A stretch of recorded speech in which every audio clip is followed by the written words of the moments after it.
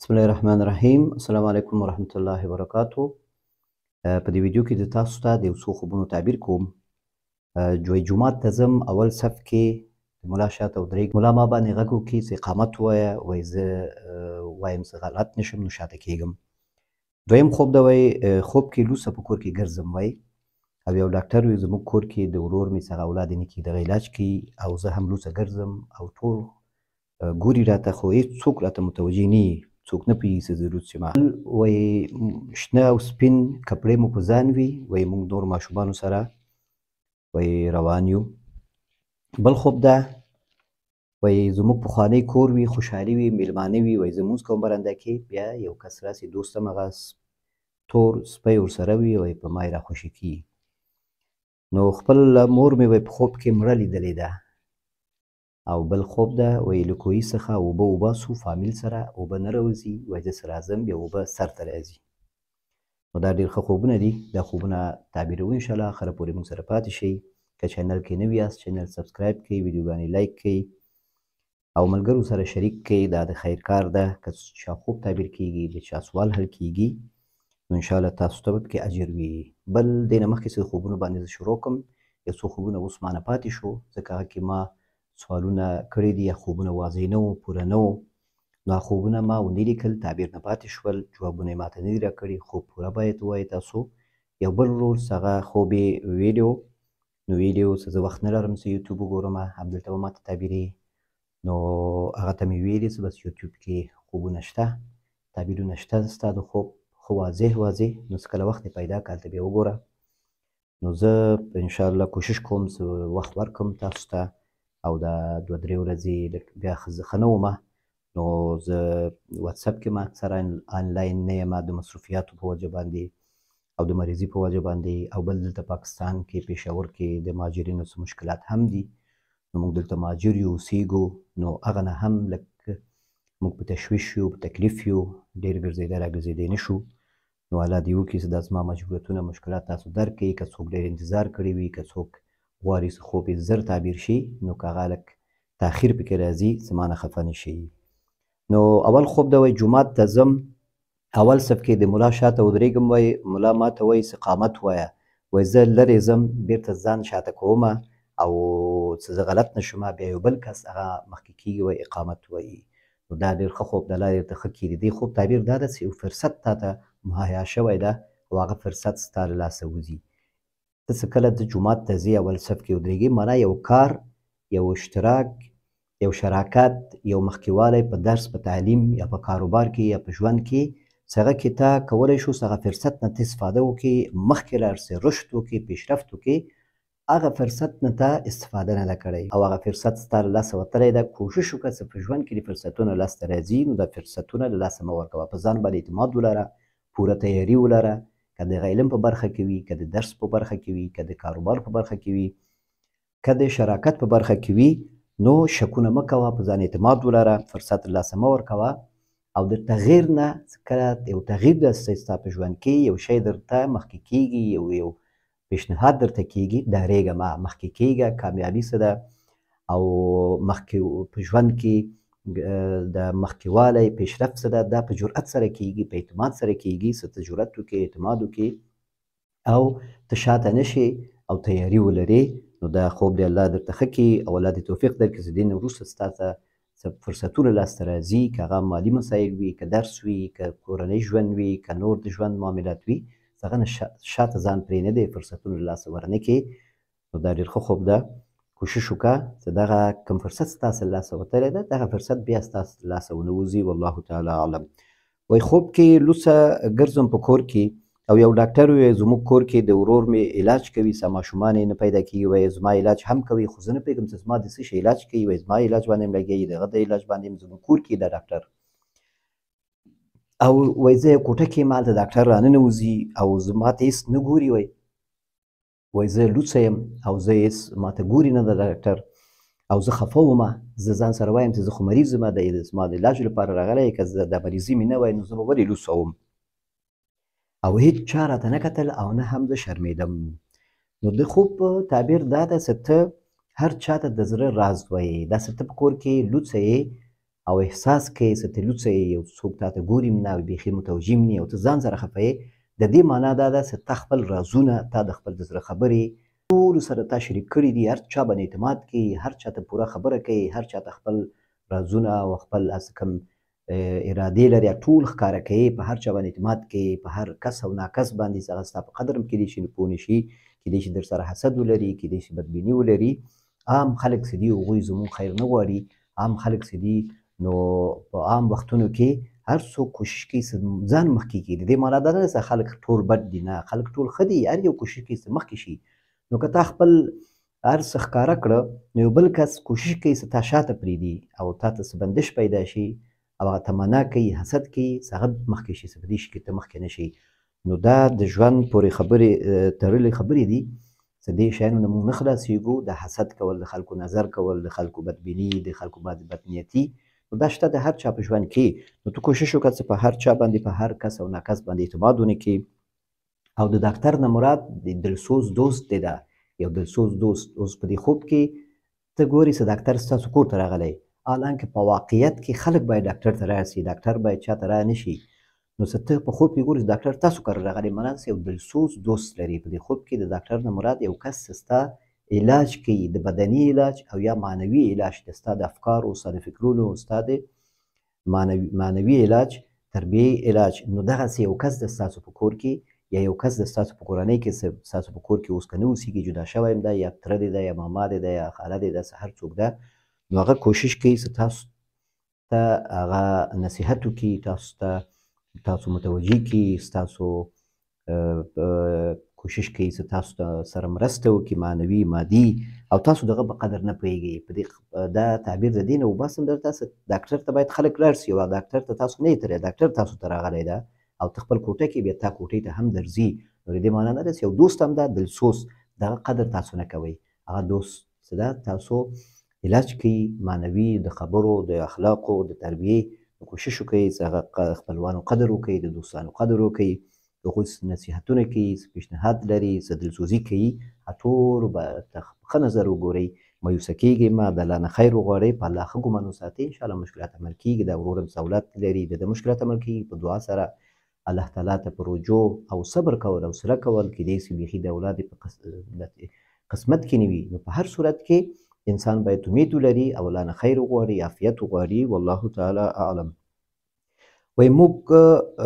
او نور وړو سره وایي روان یو موږ یو څو کسان او نور واړه وي موږ سره او روان یو او شنه او سپین کپړې مو وي عذاب شانته وایي راشي وایي موږ یو دکان ته لاړ شو بیا څاګانې به بندې شي بیا چغې وهم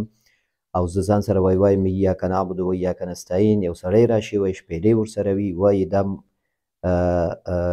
مرۍ سره نږدې کوي مرۍ سره وایي دا شپېلۍ موږ ته ښیي وایي چې دغه خپل مرۍ سره نږدې کوي نو ستاسو ساه وایي ازاده کېږي وایي زه بیا نږدې کړم هغه زما ساه ازاده شي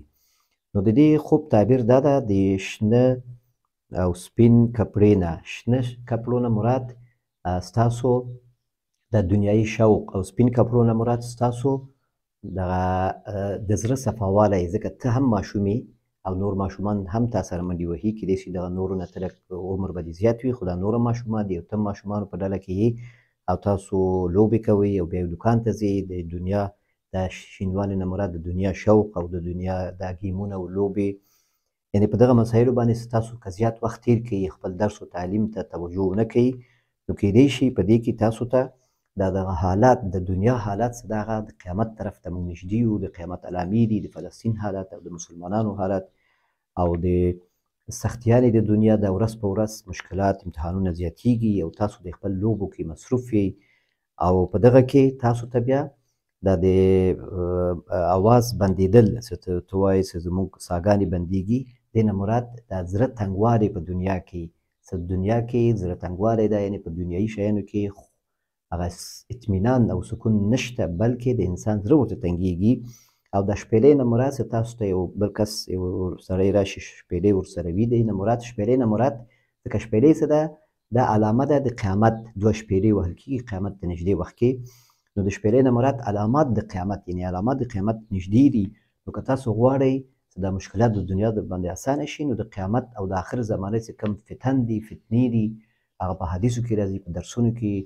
هغه بیانېږي، علما بیانوي. او که تاسو خپله څه ویډیوګانې وګورئ، نت کې ولیکئ، سرچ وکئ، نو ډېر زیات ویډیوګانې شته، دې باره کې حدیثونه شته، د نبي علیه السلام پیشګویانې دي، څه هغه کړي دي د آخر زمانې په باره کې. دا فتنې او دا مشکلات موږ ته معلوم شي او دې نه موږ ځان وساتو، او دغه څه کوم تکلیف په موږ راځي، کوم تشویش راځي، دغه موږ نه الله تعالی سپک کړي. والله تعالی اعلم. بل خوب ده، وایي زموږ پخوانی کور وي، خوشحالي وي، میلمانه وي، برنده کې زه لمونځ کومه، ماښام لمونځ کوم، مازدیګر یا ماښام وي، یو دوست مې راشي، وایي تور سپی ورسره وي، او زه وایم چې دا مه پرېږدئ دې لمونځ کې، وایي زه دغه یم، څه اوس په ما رانشي او په ما راشي، وایي حمله کوي، او بیا وایي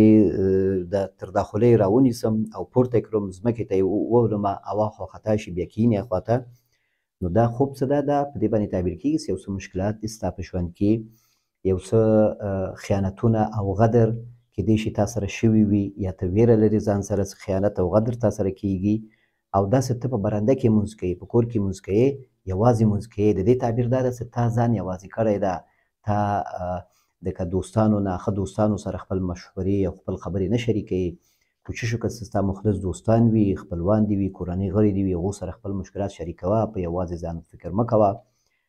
څوک چې ډېر تا ته دلسوز ده، نږدې د اعتماد د پې راځي، هغه سره خپل خبره یو حده پورې شریک کړه، هغه نه مشوره وغواړه، د الله نه خیر وغواړه، او محتاط اوسېږه. او کېدای شي چې سرمایه دې کمه شوي یا به کمه کېږي، څه مشکلات وي د ژوند، اقتصادي وي، څه ډار وي یا ویره وي، دښمني وي، نو دغه مشکلاتو باندې تعبیر کېږي چې ته خپل الله ته هم ډېر توجه لرې، د لمونځ نه مراد الله ته توجه، خو په دې فرق چې ته دا یوازې دا کار کوې، یوازې باندې نه کېږي. لکه لمونځ په جماعت سره باید وشي او تا ځان یوازې کتلی ده، نو معنا دا چې دا ټول مشکلات ته په یوازې نشي حل کولی. نو کوشش وکړه چې خپلوانو نه که چا نه خفه یې، هغو سره خپله رابطه جوړ کړي او الله نه خیر وغواړه، او په مشوره باندې او په اتفاق او اتحاد سره، نو انشاءالله مشکلات هم حل کېږي. الله تعالی د مشکلات حل لره. والله تعالی اعلم. و خپله مور مې په خوب کې مړه لیدلې ده، ژاړم، او غسل هم ورکړل شوی وي، وایي سپین کفن کې وي، بیا وایي ګورم چې بیرته واپس راغلي وي، موږ سره وایي کارونه کوي، د کور کارونه کوي، او مور مې اوس ژوندی ده، وایي زه په خوب کې دا مې کتلی ده. نو دا په دې باندې تعبیر کېږي چې تاسو د خپل کورنۍ کې روزانه خپل مور خفه کوئ، خپل کارونه په وخت نه کوئ، ته څه ګورې چې خپل دا مور دې په کفن کې ده او غسل هم ورکړل شوی ده. د دې نه مراد دا دی چې یعنې مور دې دومره سخت حالتونه پرې راځي ستاسو په سبب باندې چې تاسو په موبایل کې ډېر ځان مصروفوئ، او یا خپل وخت ضایع کوئ په خوبونو یا په داسې بې ځایه کارونو باندې په کور کې، او خپل هغه د کور څه کوم کار ده، کوم ترتیب ده د کور، هغه نه روانوئ. په دې سبب باندې ستاسو مور ځورېږي، تاسو ته نصیحتونه کوي یا نصیحتونه یې تاسو نه منئ. نو داسې ته بیا ګورې چې دا مور دې تاسو وفات شوی ده او بیا بیرته راغلي تاسو سره کارونه کوي، نو دا په دې باندې تعبیر کېږي چې تاسو نه مور خفه کېږي، اکثر وخت تاسو نه مور خفه کېږي، حتی ډېر سخت حالت پرې راځي، مرګ ته نږدې کېږي، او بیرته بیا هغه امید ساتي، او تاسو سره بیرته بیا کوشش کوي چې تاسو ته نصیحت وکړي په ښه طریقې سره، او تاسو بیا هم بیرته متوجه کېږئ. نو ښه دا ده چې خپل مور هغه خوشحاله وساتئ، او خپل کارونه، درس وي، تعلیم وي، د کور کار وي، د هر څه په خپل وخت وکئ، او دې ته خبره پرې نه دی چې خفګان په منځ کې راشي یا مور هم خفه شي یا په هغه باندې څه تکلیف راشي. نو ځان سره سوچ وکړئ چې که مور نه وي نو څومره سخت ده، لکه خوب کې چې تا باندې څه حالت تېر شوی ده، چې مور دې د مرګ په حالت کې تا کفن کې لیدلی ده، نو دغسې ځان سره فکر وکړئ چې که مور نه وي نو څومره به سخت وي تاسو ته ژوند. نو چې اوس مور شته نو قدر یې وکئ، احترام یې وکئ، او خپل وسې پورې کوشش وکړئ چې خوشحاله وساتئ، خپل کارونه په خپل وخت کوئ چې خفګان ورته پیدا نه شي. والله تعالی اعلم. بل خوب دا یو ورور فارسي ژبه باندې لیږلی و، نو ما ورته ویلي چې ملکه په پښتو یې تعبیروم انشاءالله، ځکه دا ویډیو به پښتو وي نن، نو هغه به پوهېږي انشاءالله. بیا لږ کوشش کوم چې فارسي دې پوه کړمه، خو په اول کې دا خوب په پښتو وایمه چې نور هم ترې فایده واخلي. وایي له کوهي څخه اوبه وباسو فامیل سره، اوبه وایي نه وي، وایي ډېر کوشش کوو، وایي ساعته دا بوکه کته کوو، هر څه کش کوو، اوبه نه راوځي، وایي زموږ لاسونه ته شخ کېږي، او بیا وایي چې کله زه راشم دې ساعته، زه راشم او ودرېږو او بیا ګورو چې دا اوبه وایي دومره بره ختلې وي، په اسانه باندې موږ بیا اوبه رااخلو د دې څاه نه. نو دا ډېر ښه خوب ده، الله دې ورته ښه کړي. په دې باندې تعبیر کېږي چې ستا نیت څه ده، ډېر صفا نیت ده، او ته چې کله په کورنۍ مسایلو کې ته یو نظر ورکوې او یو خبره کوي هغه ډېر وزنداره خبرې او هغه ډېر ښه خبرې د صفا زړه نه ته دا خبره کوي اخلاص دې زیات د دې کورنۍ سره دی او ښه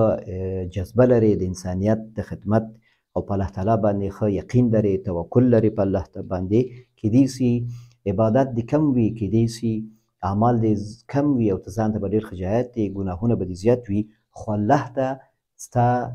هغه زړه ډېر صاف ده او خلکو سره او اخلاص لري او توکل دې زیات په الله باندې او دلسوزي لري په دغه سبب باندې الله تعالی ستا مشکلات روانوي ستا مشکلات ختموي ستاسو د کورنۍ مشکلات ختموي نو کوشش وکړه چې کورنۍ کې څه مشکلات وي څه خبره وي هره خبره کې ته خپل دلسوزي ستاسو کوم نظر وي کوم هر لاره تا ته ښکاري هغه عملي کړه انشاءالله دې کې به تا ته ډېر اجر وي خیر به وي او دې کې انشاءالله چې ته خپل د ځان د کامیابی باعث هم گرزی او د نورو د کامیابی باعث هم گرزی. خوابتان شما گفته بدین در مسنجر روان کرده بدین و براتون اونجا گفتم در پشتو تعبیر میکنم خدا کنه که فهمیده باشین. خلاصه تعبیر خوابتان نیست که شما نیت بسیار صفا دارین و وقتی که به نیت صفا یک کار اجتماعی را شما شروع میکنین یک کار اجتماعی خانوادگی اشتراک میکنین به نیت صاف به توکل به الله و با گمان نیک به الله با اخلاص دلسوزی او کار نتیجه خوب میده. کوشش کنین که همیشه با هر کس دلسوزی داشته باشین اخلاص داشته باشین و همیشه کوشش کنین که با الله تعالی همیشه گمان نیک داشته باشین همینطور که حالا دارین و اگر اعمالتان هم کم باشه انشاءالله شما الله تعالی یک دل صاف و بسیار پاک داده دیگه کوشش کنین که همین صفات را همیشه داشته باشین و کوشش کنین که حقوق الله تعالی را هم به وجه احسن ادا کنین و شکر نعمت الله را بکشین که الله تعالی به شما دل صاف و پاک و اخلاق نیک را داده به سبب یزدی الله تعالی برای شما هم رحم میکنه برای دیگران هم.